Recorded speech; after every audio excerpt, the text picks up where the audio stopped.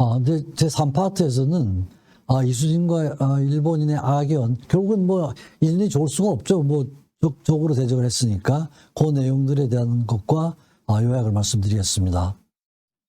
물론 그 사천 해전에서 아까 잠깐 말씀드린 것처럼 왼쪽 어깨에 탄환을 맞아가지고 그 이제 치료하는 장면, 이런 게 이제 또 일본에서는 알려져가지고 굉장히 영웅적인 모습으로 그려지기도 합니다. 그 치료를 하는 동안 정말 굉장히 아팠을 텐데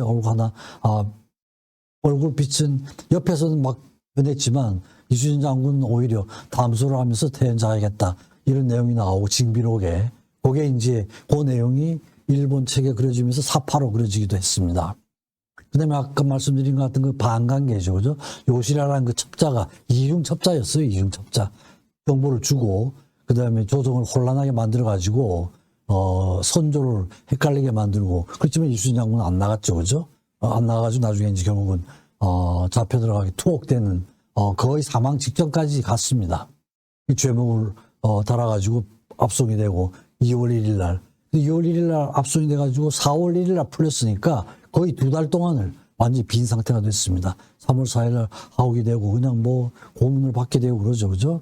그래서 뭐 임금을 무시한 죄, 그다음에 나라를 줘버린 죄, 그다음에 뭐 남의 공을 빼앗은 죄 막 갖다 붙여가지고 굉장히 이제 심한 고문을 받습니다. 그런데도 이제 신하들 중에 특히 이제 정탁의 신구차라는 게 있습니다.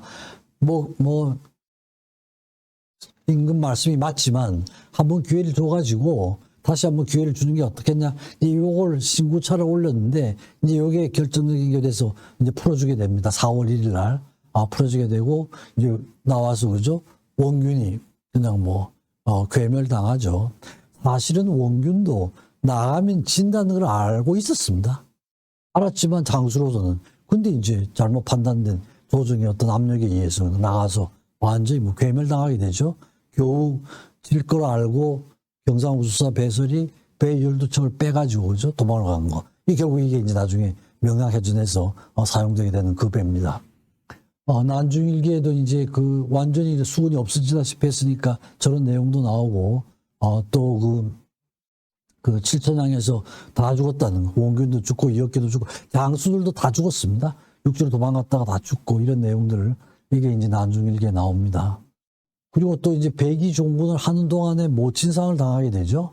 모친상을 당하게 되는데 그것도 이제 상도 제대로 다 치르지를 못하죠. 그죠? 3년상 할 수가 없는 거죠. 그죠? 그래서 잠깐만 갔다가 다시 이제 백의 종군을 하게 되는, 여기에서 이제 한탄하는 내용들이 난중일기에 나옵니다. 어찌하랴 천지 사이에 나와 같은 사정이 있겠는가. 어서 죽는 것만 같지 못하구나. 이렇게 한탄하는 내용들이 나옵니다. 그리고 1597년 8월 달에 이제 3군 수도 통제사로 재임명이 되고, 그래서 이제 선조는 아예 해군을 없애고 권율 밑으로 들어가라고 그러죠. 근데 적은 그냥 배가 300척, 400척 이러는데 겨우 12척밖에 없으니까 싸울 수도 없는 상황이 되고, 그럴 바에는 아예 해군을 포기를 하고 권율 밑으로 들어가서 싸우라 이렇게 명령을 내리는데 아니라고 그러죠. 저게 그 유명한, 그죠? 아직도 신에게는 12척의 배가 남아있다. 그죠? 그래서, 전선은 적지만 자기가 죽지 않는 한 적이 감히 업신여기지 못할 것입니다. 이렇게 이제 다시 상소를 올리죠. 그죠? 그렇게 해서, 명량해전, 거기에서 13척의, 한 척이 나중에 다시 보완이 됩니다. 그리고 133척의 배를 물리치게 되죠. 명량해전 울돌목이죠. 그죠? 거기에서 그날도 일기를 쓰는데 간단하게 기술을 하고 마지막 문장이 오늘은 하늘이 도와서 이겼다. 이런 기절이 나옵니다. 천행이었다. 이렇게 씁니다. 저렇게 깨지고 나니까 일본 놈들이 화가 나가지고 화풀이를 이수진 장군 본가를 습격을 합니다. 그래가지고 결국 셋째 아들이 죽게 되는 일을 겪게 됩니다. 노량해전에서는 이제 사망을 하게 되죠. 그죠? 근데 이제 이수진 장군이 전사를 했는데도 선조 반응은 기가 막혀요. 선사 5일 후에 보고를 받았는데 오늘은 밤이 깊어 어쩔 수가 없다. 모든 일을 승정원이 살펴서 승정원이 이제 비서실이죠. 그죠? 요런 게 남아 있습니다. 하여튼 좀 그죠? 아주 못난 장수라고 할 수가 있죠. 그래서 이제 이순신 장군이 죽고 나서 이제 실록에 나오는 내용입니다. 실록에 대한 기술들이 이제 이렇게 나오는데, 잠깐 나오고, 나중에 이제 손조 수정실록이 나옵니다. 진권이 바뀌면서 서인이 집권을 하면서 하는데 크게 달라지진 않고 좀 구체적으로 이순신 장군이 죽고 명군이 어떻게 하고 백성들이 어떻게 했다는 내용들이 원래의 기록도 있고 수정한 기록도 있습니다. 이 양쪽을 비교를 해보면은 조금 더 자세하게 이순신 장군의 그런 그 업적에 대한 그런 평가를 하고 있는 이런 내용들이 남아 있습니다. 그래서 이제 이순신은 뭐 사실은 죽고 살고 하는 게 크게 매달리지 않았던 거죠. 그죠? 항상 뭐, 자기가 나라가 써주면 죽음으로써 충성을 할 것이고, 죽게 되면 죽고 살면 사는 것이다. 이런 거죠. 그죠? 전쟁이 일어나면 나가서 싸우다 죽는 것밖에 없다. 이런. 그 다음에 이제 시를 쓰고 이래도 바다의 맹세하니 오룡이 감동하고, 산의 맹세하니 초목이 나는구나. 이 원수외족을 모조리 무찌른다면 비록 내 한 몸 죽을지라도 사양치 않으리. 이런 식의 이제 그러니까 그 선조가 한양을 떠나가지고 몽진을 떠났다는 소식을 듣고 쓴 시입니다. 요건 이제 이순신 장군이 쓰던 칼에 새겨져 있는 글귀예요. 석자 칼로 하늘에 맹세하니 하나가 떨고 한번 휘두르 쓸어버리니 피가 강산을 물들인다. 이 장수의 기계를 느낄 수 있는 그런 글귀죠, 그죠? 그리고 이제 뭐 죽기로 하면 살 것이고 살기로 하면 죽을 것이다 하는 그 전쟁 나가기 전에 한 내용들. 그 다음에 이제 자꾸 부하들이 무섭잖아요. 그죠? 저 앞에 뭐 수백 척이 있는데 겨우 12척이 있으니까 가만히 있으면은 조류에 의해서 배가 자꾸 뒤로 가는 거예요. 그러니까 도망을 가지 않더라도 노력하지 않으면 저절로 자꾸 멀어지는 거예요. 그러니까 이제 초욕이라는 게 이제 동원하는 기거든요. 저걸 울리면서 명령을 내리는 이런 내용들이 있습니다. 그리고 천지신명이시여 행로에 나오는 기록인데요. 이 원수놈들을 무찌른다면 지금 죽어도 유한이 없겠습니다. 이게 죽고 살고 하는 게 결국 나라를 위해서 목숨을 바친다 그러면은 뭐 그거는 뭐 흔쾌해야 한다는, 물론 그런 교육도 많이 했죠. 그죠? 그렇게 해서 아마 실제로 그 전쟁이 그 노량해전이 시작하기 전날 진린 장군이 꿈을 꿨던가 봐요. 꿈을 꿨는데 별이 떨어지는 꿈을 꿨다고 그럽니다. 그래서 이순신 장군한테 나가지 말고 중간에 서서 중앙에서 우리가 지휘를 하자 이렇게 했는데 이순신 장군이 그걸 거부를 했죠. 그죠? 그랬는데 아마 그런 내용들이 진린 장군의 그 묘비에 기술되어 있는 거 보면 그건 만들어진 말이 아니라 실제 말인 것 같아요. 실제로 그런 꿈을 꿨던 것 같아요. 그리고 실제로 이순신 장군도 기술에 보면 장수별이 하나 떨어졌다는 기술이 나오는데 그 다음날 새벽에 순국을 하게 됩니다. 그래서 전체적으로 요약을 말씀드리면은 전체로 보면 이순신 장군에 대한 관심이 우리보다 훨씬 더 많았던 것 같습니다. 그 역사는 징비록이 아주 자세히 기술되어 있거든요. 저게 이제 표준 교과서가 된 것 같아요. 번역된 게. 그래가지고 아주 일반 사람들한테도 많이 읽히고 일반인한테도 인기가 있었던 책입니다.